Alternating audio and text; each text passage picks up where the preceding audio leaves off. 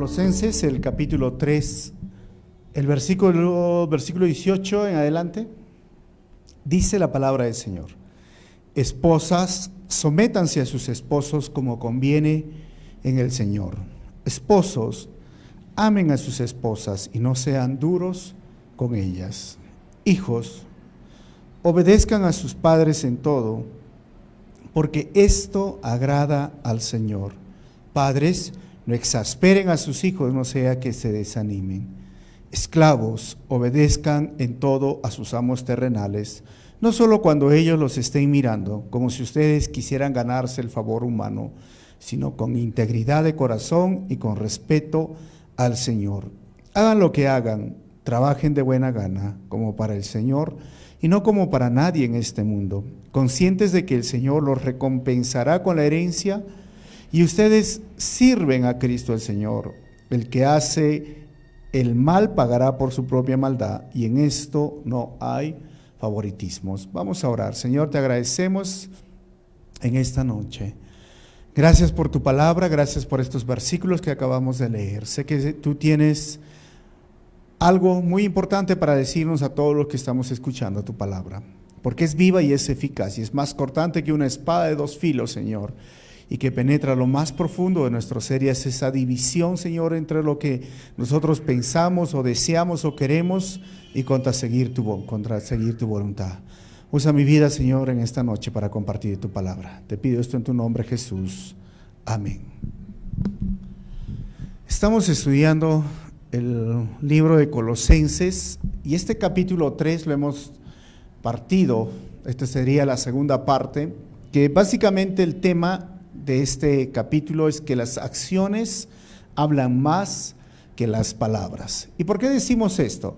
Hemos visto dos cosas. Primero, que en el capítulo 1 y el capítulo 2 de Colosenses hemos visto la sección doctrinal. Pablo se ha encargado de decirnos que en quién debemos de creer, quién es Jesús, y los errores que se deberían de evitar al tener una, diríamos, distorsión o tergiversación del evangelio. Ya en ese tiempo existía esta tergiversación, este evangelio que lo he llamado híbrido, en el sentido de que es increíble el lado liberal que existía desde la filosofía gnóstica, y en el lado extremista, legalista, donde Pablo dice, hay personas que dicen, no toques, no mires, no hagas esto, y querían todavía celebrar algunas fiestas judías. Capítulo 1 y capítulo 2, Pablo habla de la preeminencia, la supremacía de Jesucristo, es decir, en quién nosotros deberíamos de confiar y qué es lo que hizo el Señor y cómo nosotros debemos entender nuestra situación espiritual. Capítulo 3 y capítulo 4, habla Pablo ahora de la sección práctica. Pues el cristianismo no solamente es conocimiento bíblico, no solamente es memorizar versículos bíblicos o conocer canciones bonitas en alabanza, oración. El cristianismo es algo práctico. Entonces, hemos visto, si recuerdas, del versículo 1 al versículo 9, esas son las nuevas acciones para una vida en Cristo. Y ahora la segunda parte, que viene a ser desde el versículo 10 hasta el capítulo 4, versículo 1, la nueva vida va y tiene que ser predicada por acciones. Nos hemos quedado en el versículo 17 la semana pasada, donde Pablo explica, da buenas razones, nos dice que hemos muerto en Cristo, también hemos resucitado, que Dios en la obra de Jesucristo nos ha dado una nueva ropa, un ropaje. Usa esta metáfora de la ropa nueva que deberíamos de vestirnos y quitarnos la ropa antigua que está viciada por el viejo hombre. ¿Recuerdan ustedes que yo les hacía este ejemplo de que si yo fuese a trabajar al campo en construcción, donde hay mucha arena, donde hay mucha suciedad, imagínate, lo que supuestamente deberíamos de hacer todos es llegar la noche, terminado de trabajar, estoy sucio o he tenido algo que ha ensuciado mi ropa, pues quitármela, darme una ducha e irme a mi cama y descansar tranquilo. Sería bien difícil que vayas así con tu cabello lleno de polvo, con esa misma ropa y te metas a tu cama, ¿no? O sea, Pablo dice, tienes de la misma forma, ya tienes que quitarte esas mañas, ese estilo de vida antigua, ya ese pecado que estaba morando en tu vida, tienes que quitarlo porque ahora tienes una nueva naturaleza. Esto es lo que decía la semana pasada en los versículos que hemos leído, haciendo un pequeño resumen.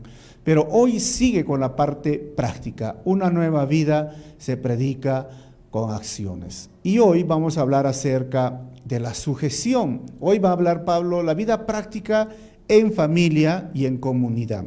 Lo primero que vamos a ver es la sujeción entre esposos y esposas. Esposo con esposa.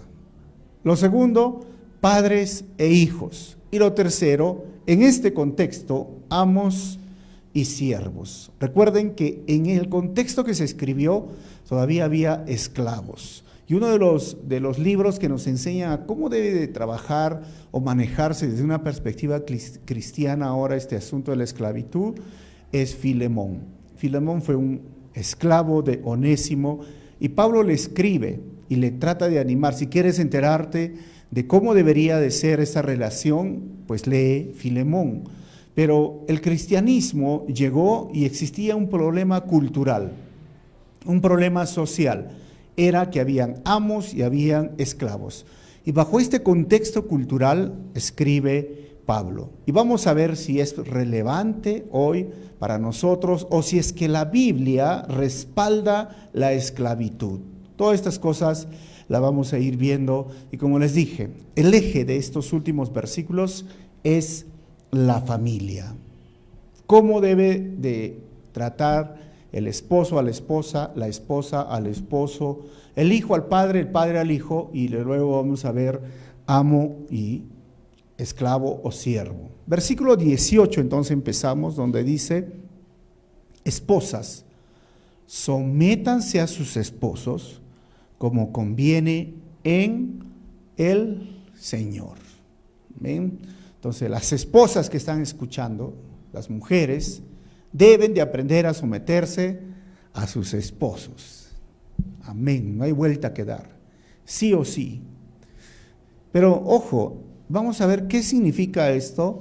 Y también Pablo dice, como conviene en el Señor. No es algo como, también hay que cuidarnos esto, porque si lo miraríamos de una perspectiva sociocultural, y especialmente en Latinoamérica, donde el machismo prima, he escuchado a algunos predicadores que desde su perspectiva cultural y social enseñan estos versículos y siempre lo enfocan desde la perspectiva machista y no desde la perspectiva bíblica. Ojo, cuando yo digo Pablo hemos leído, dice, consejos diríamos para la esposa, consejos para el esposo, consejo para los hijos, consejo para los padres, consejo para los amos, consejo para los siervos. Es porque en la sociedad que se escribió, créanme, las esposas, los hijos y los siervos o los esclavos no tenían derechos, solo tenían deberes. Y es curioso que si lo queremos ver en nuestra cultura, hoy va a aparecer lo mismo, pero si estamos leyendo bien, Pablo también está diciendo esposos, también está diciendo padres, también está diciendo, sabes, tú amo, tienes que hacer esto. O sea, la Biblia siempre trajo igualdad, siempre trajo una perspectiva nueva y diferente, aún relevante en su cultura, como les dije, porque la esposa no tenía, como les vuelvo a repetir, derechos, solo deberes. Los hijos tampoco tenían derechos, solo que tenían deberes. Hoy en nuestra sociedad democrática tenemos todos derechos, también deberes. Pero entonces, ¿cómo podemos ver en la Biblia y cómo puede ser relevante? Pues vamos a ir viendo poco a poco. El problema es que en nuestra sociedad se han olvidado los principios bíblicos. Y cuando Pablo escribe en Colosenses, ya en Efesios, el capítulo 5, si ustedes pueden ver acá, versículo 21 al 22, Tito, capítulo 2, versículo 5, y primera de Pedro, también Pedro habla, el capítulo 3, versículo 1, habla el mismo principio, es decir, esto no es un texto aislado, no es un texto fuera del contexto, las esposas deben de aprender a someterse a sus esposos. Y lo digo ¿por qué? Porque en este momento nuestra sociedad, influenciada, miren, también por el feminismo, esta corriente que le está poniendo a la mujer, no solamente está buscando igualdad, sino está queriendo imponerse sobre el hombre. Y bajo esta, diríamos, idea maquillada de decir que existe un patriarcado en la sociedad, donde las mujeres son subyugadas, donde las mujeres no tienen derechos, que los mismos derechos del hombre. Es obvio, hermanos, qué derechos tiene el hombre que la mujer no tiene hoy en nuestra constitución política. Tenemos los mismos derechos. Pero algunos dirán, pero tampoco tenemos las mismas oportunidades. Yo creo que tenemos todas las mismas oportunidades. Al contrario, hay lugares y hay preferencias de trabajo para hombres y para mujeres. Si hablamos de una guerra, ¿cuántas mujeres estarían dispuestas hoy día a ir a la guerra? Bueno, algunos dirán que, bueno, que vayan los hombres, que se maten entre los hombres, ¿verdad? Es curioso porque si en una casa entrarían los ladrones, ¿quién creen que va a salir, el hombre o la mujer? Bueno, si es que es peligro y si es que está con arma o no sé, que salga el hombre. Es curioso, es muy interesante, ¿no? Si es que hay una amenaza, un perro en la calle, ¿quién tiene que enfrentar? Supuestamente el hombre. O sea, yo lo digo desde una perspectiva, pues existe preferencias. Y es curioso que estaba leyendo un estudio de Noruega, por ejemplo, donde este tema de la ideología del feminismo surgió pues, hace muchos años. Se han ido a hacer una encuesta a los hospitales y se han dado cuenta que no hay ningún enfermero, todas son enfermeras. Entonces, ¿dónde está la igualdad? Y las enfermeras dicen pues, que los hombres no quieren venir y nosotros nos gusta este trabajo.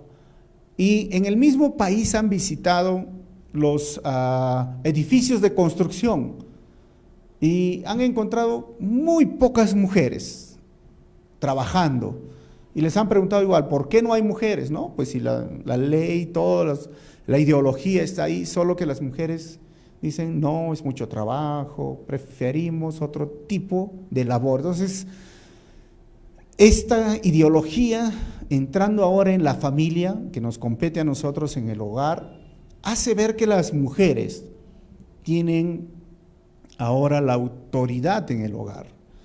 Y quieren manejar y quieren dirigir el hogar. Y tristemente hoy día los hombres a veces están evadiendo su responsabilidad como cabeza del hogar, porque este tema de cabeza lo tenemos desde hace mucho tiempo en la Biblia. Y entonces esta imagen que yo les muestro, pues es lo que hoy día muchas personas están viviendo. Y cuando hablamos de la palabra sumisión, Pablo usa en el griego la palabra que se llama upotazo, que significa básicamente, es como el término militar en el cual envolvía la obediencia basada en la cadena de comando. Y si hoy día hablamos de sumisión, vendría a ser ese término, como les comentaba, negativo y sexista. Si yo les digo, me paro en una sociedad a decir, la mujer se tiene que someter al varón, y si hay por ahí esta corriente ideológica feminista, muchas personas, sobre todo las mujeres, estarían pifiando, ¿no? Estarían, ¡ay, qué tiene! En contra de lo que yo digo. Porque hoy día, como les dije, en nuestro contexto es negativo y sexista. Pero en el griego la palabra significaba en el término militar, o sea, cuando una persona iba al ejército, se dice, órdenes son órdenes, y se obedecen, sin murmuraciones. Eso era el término sumisión. Pero Pablo está usando este verbo que se llama hipotoseste, algo así, ¿no? Es un verbo reflexivo en el griego que muestra que la sujeción ha de ser y tiene que ser voluntaria. Tiene que llevar a tener esta idea. Ojo, no es impositiva. Ahora, si queremos entender el término de la sumisión, vamos a ver en Lucas capítulo 2, versículos 51 a 52. Jesús, dice el versículo 51, así que Jesús bajó con sus padres a Nazaret y vivió sujeto a ellos. Esa es la palabra, hipotazo. Pero su madre conservaba todas estas cosas en el corazón y Jesús siguió creciendo en sabiduría y en estatura y cada vez gozaba más del favor de Dios y de toda la gente. Miren, Jesús, siendo el creador, siendo el Dios todopoderoso, se sujetó a sus padres. O sea, el orden de familia siempre Dios lo respetó y Dios lo estableció. En la Biblia también encontramos cuando el hijo aprendió a sujetarse al padre. Dijo, yo no es lo que yo quiero, sino al final lo que tú quieras. Si es posible de mí pase esta copa amarga, que era la muerte. Pero Jesús, ¿qué dijo? No sea lo que yo quiero, sino lo que tú quieras. Porque en la Trinidad también tenemos al Padre y al Hijo, y el Hijo sujetándose, sometiéndose al Padre. O sea, bajo este contexto hoy día ideológico, la palabra sujeción, vuelvo a decir, es negativo y sexista. Y puede ser hasta una ofensa. Pero bajo la perspectiva bíblica es simplemente honrar a Dios y darle la gloria en obediencia a sus mandamientos. En Efesios el capítulo 5, el versículo 21, como ven acá, nos enseña que la sumisión debe ser mutua. Dice, sujétense o sométanse unos a otros cuando trata de hablar del matrimonio. Es decir, tenemos que aprender, tanto Dorcas como yo, como hijos de Dios, como dice la palabra en Génesis, que somos creados a imagen y semejanza, y ahora en el matrimonio que formamos un cuerpo, a conversar, a hablar, a someternos. ¿En qué sentido? En ideas, en lograr una solución a circunstancias que se nos puedan presentar. Tenemos que aprender, como les digo, no es una sumisión absoluta, autoritaria. Por ejemplo, respecto a los hijos. El hombre no puede agarrar y decir, mira, yo quiero tener 20 hijos. Y la mujer va a decir, ya, es que tú eres la cabeza, el marido, me tengo que someter a tener 20 hijos. No, no es así.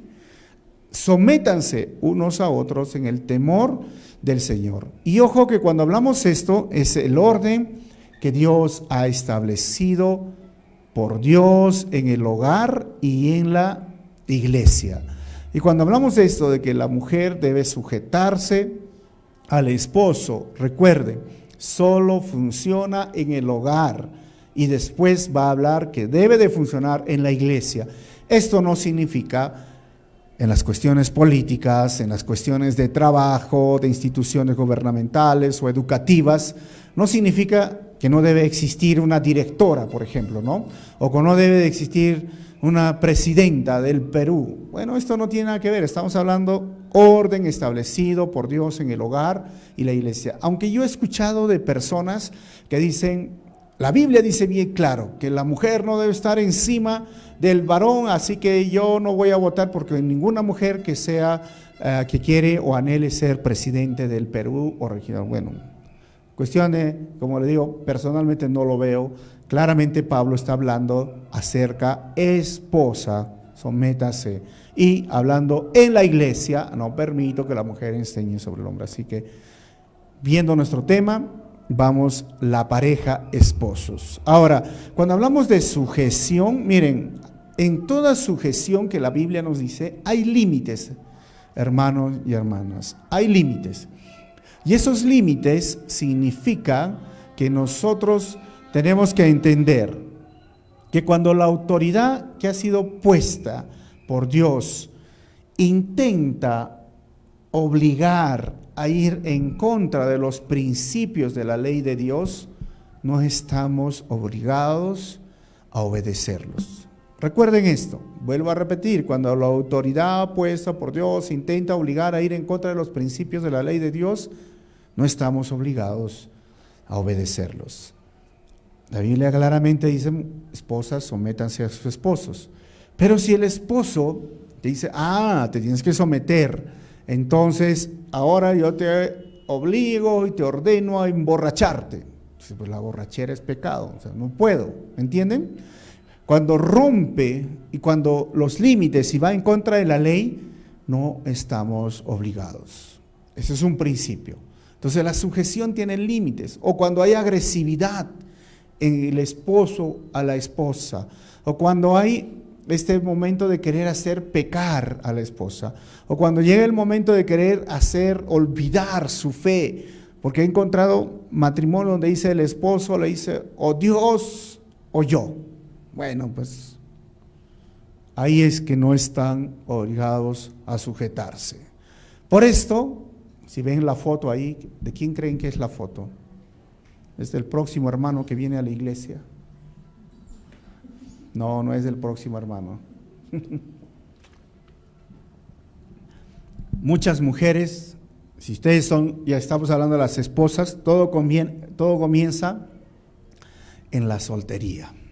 Cuando eres soltero o soltera, estamos hablando directo a las mujeres, por esto es importante que tú sepas escoger, porque al final la mujer escoge al varón, y un varón, a veces quieren escoger un modelo, una cara bonita, como dicen, o alguien que, me haga reír, y no están pensando en un hombre que tenga el carácter de Dios, que sea un hombre que realmente tú quieras someterte. Tú tienes que pensar un día, mujer, decir, ¿realmente quiero sujetarme a este varón?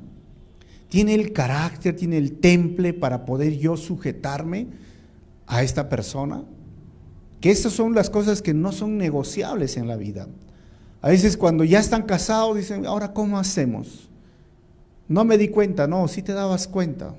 Por eso tienes que pensar muy bien antes de que cuando llegues al matrimonio digas, no lo soporto, así que yo no me voy a sujetar a ningún varón. Bueno, y siempre les he dicho que la mujer que no quiere sujetarse a un varón, entonces no debería de casarse, porque esto es parte de la responsabilidad y los deberes como cristianas. Las mujeres honran y dan la gloria a Dios, porque el texto dice, como al Señor, o en favor del Señor. Esto es parte de los principios del discipulado para las mujeres. Honran a Jesucristo como su Señor y Salvador, sometiéndose a su esposo. Ya les he dicho, no es autoritario, no tiene, cuando hay principios y hay límites, o sea, no significa, está hablando más en cuestión de la calidad que debe de haber, no en la forma, diríamos, en las situaciones que una persona puede agarrar, porque yo he escuchado dos interpretaciones que a mí yo no estoy de acuerdo personalmente. Como les dije, desde una perspectiva cultural, hay hombres que hablan que la mujer debe sujetarse porque Dios le ha puesto como cabeza, y como cabeza algunos piensan que son dioses. Hay hombres que piensan, lo que se dice aquí se cumple y punto. Nunca hablan con la esposa, nunca dialogan, nunca llegan a un acuerdo, simplemente se creen que tienen esta posición dada por Dios de ser inflexibles, de ser rígidos, de ser agresivos y que simplemente imponen. Eso no es lo que está diciendo Pablo. Y por el otro lado, mujeres que dicen, si es que mi marido actúa, se porta bien, yo me voy a someter. Pero si es que mi marido toma una decisión que a mí no me gusta, yo no me voy a someter. Tampoco está diciendo Pablo. Justamente es donde tiene que someterse una mujer cuando no está de acuerdo. Pero para que no esté de acuerdo, pues se tiene que dialogar. Hay situaciones en las cuales con Dorquitas conversamos y ella no está de acuerdo y al final yo digo, tengo que tomar la decisión y a veces no le gusta y así está. Como les dije muchas veces que cuando la mujer se sujeta, estira sujeta, ¿no? Con sujetita. Pero cae sobre mí la responsabilidad delante de Dios, delante de la familia, delante de todos. Pero tenemos que conversar. Antiguamente, cuando nos casamos en los primeros años, escuchando a otros predicadores, entendía eso, ¿no? Tienes que aprender. ¿Quién tiene los pantalones en la casa? Decían. ¿Quién es el que lleva los pantalones? Y decía, yo, el varón, el macho, y tenía que agarrar y decir, yo hago acá y deshago. Pero eso no lo es. ¿Sabes por qué? Porque viene la siguiente parte, versículo 19. Ya les dijo a las esposas, ya les ardió la oreja a las esposas, ahora viene a los esposos, que dice, amen. Y la palabra de amor que usa aquí es ágape. Amen a sus esposas y no sean duros con ellas. Como les dije, antiguamente las mujeres no tenían derechos y el hombre podría maltratarlas y hacer esto, pero Pablo dice, no está bien. Ustedes tienen esposos que amar a sus esposas.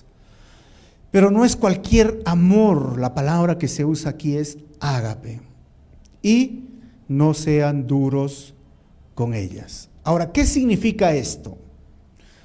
Si Pablo estuviera diciendo, mira, amen a sus esposas y no sean malos pues con ellas, ¿cómo lo interpretarías? No le está diciendo, mira, sean bondadosos, háganles reír de vez en cuando, cómprales sus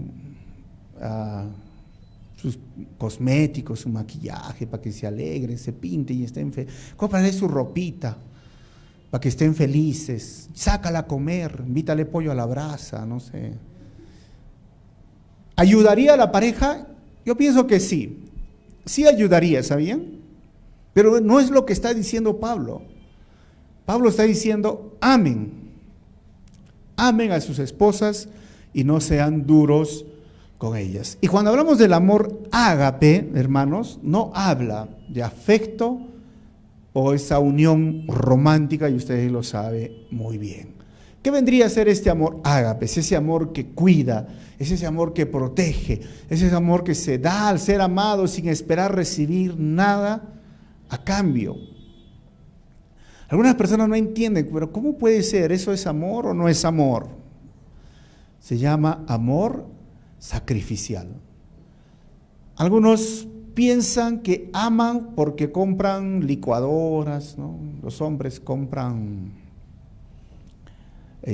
tostadora, todas las doras, lavadora. Pero si te amo, mira, te he comprado tus cositas. Pero ese será el amor sacrificial, el amor ágape.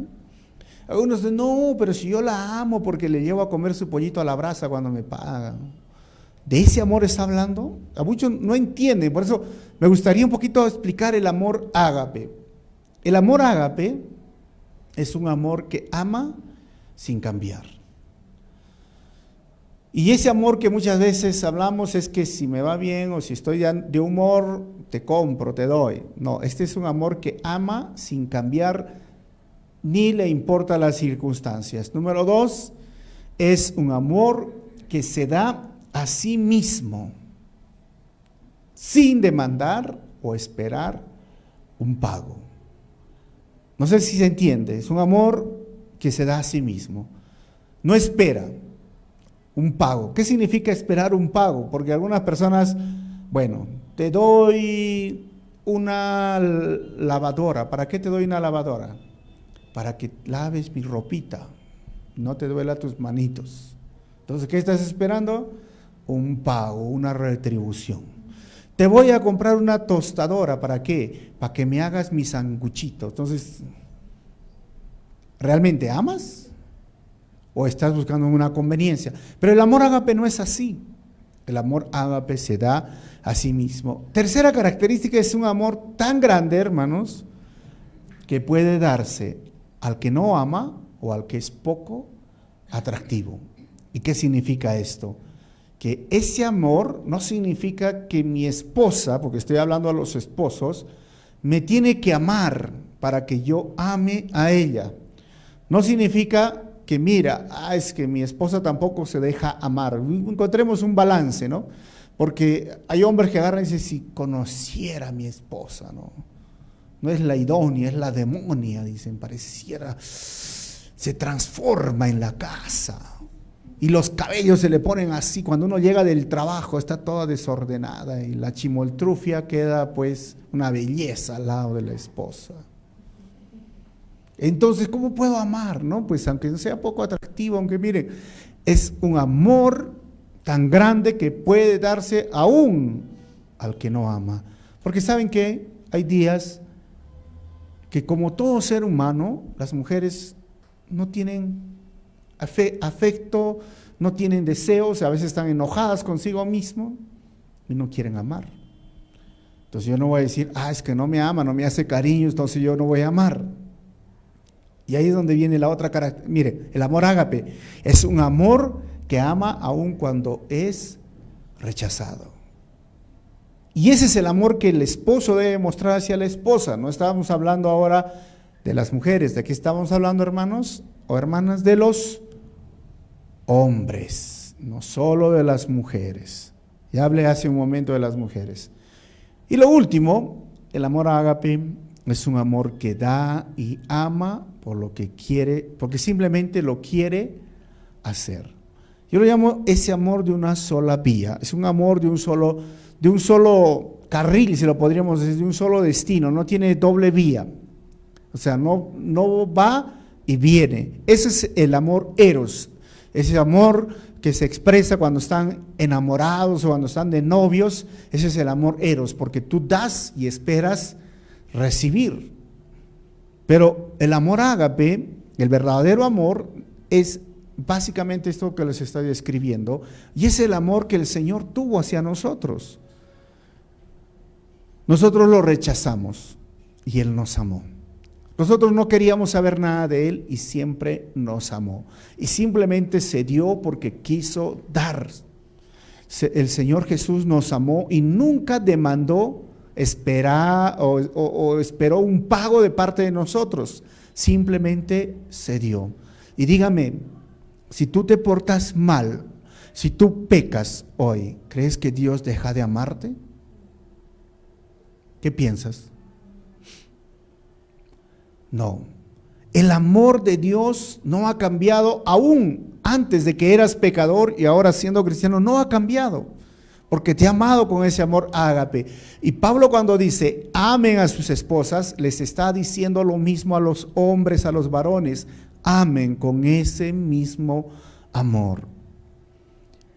Por eso a veces decimos entre hombres, bromeamos, a las mujeres no hay que entenderlas, ni intentar comprenderlas, hay que amarlas, nada más, como a los adolescentes, ¿verdad? Porque ¿cómo podríamos entender? Somos diferentes, totalmente diferentes, y las mujeres tienen unos cambios hormonales únicos que el varón no lo tiene. Entonces, ¿cómo hacemos para entendernos? No sabemos. Por eso es que Pablo decía, amen y no sean ásperos. O sea, no está diciendo, ¿sabes qué? Sé bueno con ella. No, ama con este amor ágape, este amor que transforma y que lo resumiría en esta palabra que está aquí. ¿Sabes qué es? Abnegación. Con este amor debes amar a la esposa, a la mujer que el Señor te ha dado. Abnegación, es decir, retener esos malos deseos, algo que tú simplemente pensaste que debería ser retribuido y simplemente no lo hagas, buscando lo mejor para esa persona. Cuando hagas esto, y estoy hablando a hombres cristianos, Dios es glorificado. Otra vez, amar a la esposa es honrar a Dios, es dar la gloria a Dios y es cumplir el discipulado para el esposo. Para las mujeres, ¿qué es? Sométanse a sus esposos. Para los hombres, amen a las esposas. Y ese es el orden que Dios ha establecido. Ojo, hermanas, que el principio y hermanos del hombre como la cabeza del hogar siempre ha estado declarado en muchas partes de la Biblia, comenzando desde el Génesis, el capítulo 3. Pero el ser cabeza del hogar en el Nuevo Testamento significa ser un siervo. No es un dictador, no es un autoritario, no es bajo la cultura machista, no, es servicio, es amar de forma desinteresada. En Mateo 20, versículo 25 al 27 y Mateo 23, 11, ustedes lo pueden ver. El que ama a su esposa al final va a ser un siervo de ella. Pero ojo, ¿cómo se puede conciliar eso si eres cabeza y eres siervo? Esto es justamente lo que hizo nuestro Señor. ¿Recuerdan? Él fue y es cabeza de la iglesia, pero como cabeza de la iglesia sirvió a la iglesia. Solo en Cristo puede suceder esto. Por eso vuelvo a repetir, si todavía no se han casado, sepan bien con qué persona se van a casar, porque después de casados ya entramos en otra situación y hay que ver cómo solucionamos los problemas, pero te evitarías muchos problemas de saber con quién te vas a casar. Versículo 20, vamos a avanzar y correr porque ya la hora nos ha ganado, es un tema de familia y hay mucho para hablar. Versículo 20 dice, hijos, obedezcan a sus padres en todo, porque esto agrada al Señor. ¿Cuántos hijos hay aquí, hermanos? Todos. Y entonces, ¿hasta cuándo, hasta qué edad debo de obedecer a mis padres? Este es otro tema sociocultural. Y es un asunto que hay que recordarlo muy bien. Se dice, por ejemplo, en la cultura judía, que un joven a los 13 años ya tenía la libertad para casarse, un hombre, y una señorita a los 12 años. Ya podían formar una pareja, pero como les dije, no tenían derechos, porque los padres agarraban y armaban los matrimonios. En la cultura griega y romana también era diferente. Algunos decían a los 14 y otros a los 18. En nuestra cultura hablamos que a los 18 años ya tienen su DNI, su nacionalidad y pueden tomar sus decisiones. Pero no siempre sucede como en la cultura occidental. En la cultura occidental, cuando cumplen 18 años,